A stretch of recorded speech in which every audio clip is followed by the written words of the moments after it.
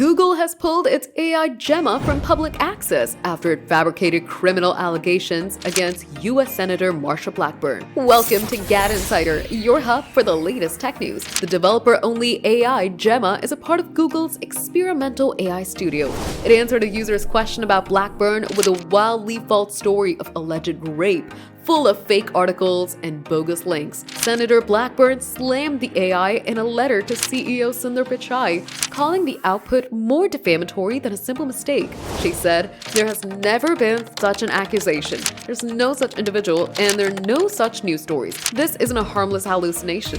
This is defamation produced by a Google-owned AI model." She even brought the incident up during a Senate hearing, turning a tech misfire into a political headache. Google tried to clarify that Gemma was never meant for the public and only for developers building applications. But once the AI was reached public, it was treated like a chatbot, and it started creating dangerous confusions. Now Gemma is restricted to API use only, with all the casual access cut off to prevent more mishaps.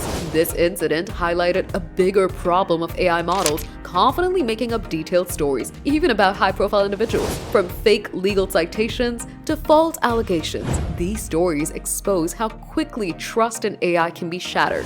Gemma wasn't trained for factual accuracy.